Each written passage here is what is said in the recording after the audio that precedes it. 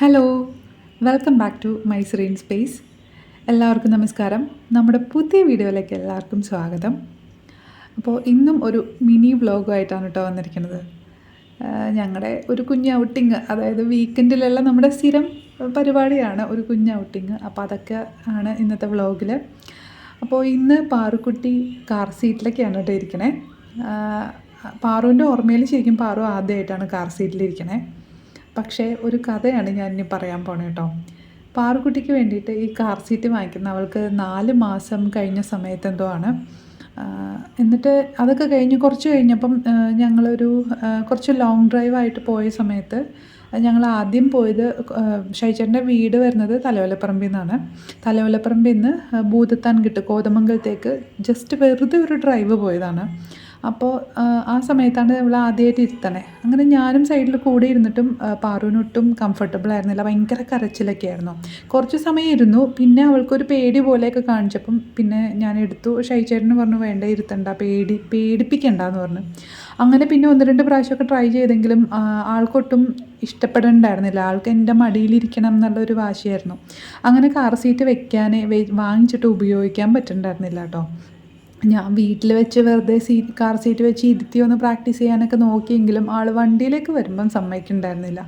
അങ്ങനെ ഞങ്ങൾ ചെന്നൈ ടു കേരള അങ്ങനെ ഒരുപാട് ട്രാവൽ ചെയ്യുമെങ്കിലും കാർ സീറ്റിലിരുന്നിട്ടുള്ള ട്രാവലൊന്നും നടക്കുന്നുണ്ടായിരുന്നില്ല. അങ്ങനെ ചെന്നൈയിൽ കൊണ്ടുവന്നിട്ടുണ്ടെങ്കിലും അതിങ്ങനെ ചുമ്മാ ഇവിടെ മൂടി വെച്ചേക്കുമായിരുന്നു. പൊടിയൊന്നും കയറാതെ ഞാൻ വലിയ പ്ലാസ്റ്റിക് ബാഗ് ഉണ്ടല്ലോ അത് വെച്ചിട്ട് കവർ ചെയ്ത് അങ്ങനെ വെച്ചേക്കുമായിരുന്നു. അപ്പം ഇപ്പോൾ എൻ്റെ മനസ്സിൽ തോന്നി, ഇനിയും കാർ സീറ്റ് വെക്കാതെ ഇരുന്നിട്ട് കാര്യമില്ല, അവൾക്ക് പറഞ്ഞാൽ മനസ്സിലാവുന്ന പ്രായമായി, ഇനി എന്തായാലും വെക്കാമെന്ന് വിചാരിച്ചിട്ട് അങ്ങനെ കാർ സീറ്റിലേക്ക് ഇരുത്തി. ഇന്നിപ്പോൾ ഫസ്റ്റ് ഡ്രൈവ് നമ്മൾ കണ്ടല്ലോ. പാറു കുറച്ച് നേരം കഴിഞ്ഞപ്പോൾ ഇതിന് ഉറങ്ങിപ്പോയി. അത്രയും കംഫർട്ടായിരുന്നു കേട്ടോ. R4 റാബിറ്റിൻ്റെ കാർ സീറ്റാണ് ഞാനന്ന് വാങ്ങിച്ചത്. ഇപ്പോഴും അത് നല്ല ക്വാളിറ്റി ആയിട്ട് തന്നെ ഒരു കുഴപ്പമില്ലാതിരിപ്പുണ്ട് കേട്ടോ. അപ്പോൾ അങ്ങനെ ഒരു കാർ സീറ്റിൻ്റെ കഥയാണ്.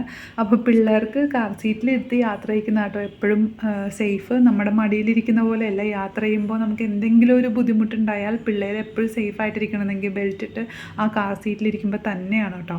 പിന്നെ നമ്മൾ നമ്മുടെ ഒരു ബഡ്ജറ്റ് അനുസരിച്ചിട്ടുള്ള കാർ സീറ്റ് സെലക്ട് ചെയ്ത് വാങ്ങിച്ച് യൂസ് ചെയ്യുക എന്നുള്ളതേ ഉള്ളൂ. അപ്പോൾ അങ്ങനെ ഞങ്ങളിതാ സ്നാക്സ് കഴിക്കാനായിട്ട് ആദ്യം കയറിയ കടയിൽ കാര്യമായിട്ടൊന്നും ഉണ്ടായിരുന്നില്ല. ചായ കുടിച്ചു, പക്ഷേ അതും ഒരു ചൂടില്ലാത്ത ഒരു സുഖമില്ലാത്ത ചായ ആയിരുന്നു കേട്ടോ. അങ്ങനെ എന്തെങ്കിലും സ്നാക്സ് കഴിക്കാൻ വേണ്ടിയിട്ട് വന്നതാണ്. ആ അച്ഛനും മോളും ബ്രെഡ് ഓംലെറ്റും കഴിച്ചു. ഞാനൊരു സാൻഡ്വിച്ചും കഴിച്ചു. അങ്ങനെ അവിടെ നിന്ന് ഇറങ്ങി. ആ ദിവസത്തെ പരിപാടി കഴിഞ്ഞു കേട്ടോ. ഇതൊരു വേറൊരു ദിവസത്തെ കാര്യമാണ് ഈ കാണുന്നത്. ഞാനും പാറും കൂടെ ഒരു ഡേറ്റാണെന്ന് ഞങ്ങൾ ഹെയർ കട്ടിനൊക്കെ വേണ്ടിയിട്ട് വന്നതാണ് കേട്ടോ. അങ്ങനെ ഞാൻ സാധാരണ ഗതിയിൽ എപ്പോഴും നാട്ടിൽ പോകുമ്പോൾ ഒരു പാർലറുണ്ട്, അവിടെയാണ് ഹെയർ കട്ട് ചെയ്യാറ്. ഇവിടെ അങ്ങനെ ചെയ്യാറില്ല. ചില സമയത്ത് ഇപ്പോൾ നാട്ടിൽ പോകുന്ന ആ ഒരു കുറച്ച് സമയം നമുക്ക് ഹെയർ കട്ട് ചെയ്യാനായിട്ട് ഇപ്പം തോന്നുന്ന സമയത്ത് പിന്നെ കുറച്ച് കഴിഞ്ഞിട്ടൊക്കെ പോവുള്ളൂ. അങ്ങനെ ഉണ്ടെന്നുണ്ടെങ്കിൽ മാത്രമാണ് ഞാൻ ഇവിടെ എവിടെയെങ്കിലും പോവാം. മിക്കവാറും നമ്മുടെ അടുത്തുള്ള ഒരു പാർലറുണ്ട്, നാച്ചുറൽസിൽ, അവിടെയാണ് പോവാറ്. പക്ഷേ ഇത്തവണ പാറുവിൻ്റെ ഹെയർ കട്ട് നന്നായിട്ട് ചെയ്തു തന്നവർ. പക്ഷേ എൻ്റെ ഹെയർ കട്ട് വളരെ കുളമായിപ്പോയി. അത്യാവശ്യം നല്ല രീതിയിൽ മുടി കൊഴിച്ചിലുണ്ടായിരുന്നു എനിക്ക്. വളരെ എന്താ പറയുക, അത്രയ്ക്ക് ഭയങ്കരമായിട്ടുണ്ടായിരുന്നു. അപ്പം എനിക്ക് മുടി ഒന്ന് വെട്ടി നമുക്ക് അറിയാമല്ലോ, നമുക്കൊന്ന് മുടി വെട്ടണം എന്ന് പറയുമ്പോൾ തന്നെ നമുക്ക് നമ്മുടെ മൊത്തത്തിലുള്ളൊരു ചേഞ്ച് വേണമെന്ന് ആഗ്രഹിക്കുന്ന സമയമായിരിക്കുമല്ലോ. അപ്പോൾ ഞാൻ അങ്ങനെ ഒരു ഉദ്ദേശിച്ച് പോയതാണ്. ഒരു ഭയങ്കര ചേഞ്ചായിപ്പോയി എന്ന് പറയാം. എൻ്റെ മുടി കുറച്ച് നീളം ഉണ്ടായിരുന്നതൊക്കെ അങ്ങോട്ട് വെട്ടി ഭയങ്കരമായിട്ട് ലെയറൊക്കെ ഇട്ടു.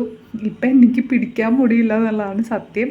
പിന്നെ മുടിയല്ലേ വളരുമല്ലോ എന്നുള്ളൊരു ആശ്വാസം ആണ് എനിക്കുള്ളത്.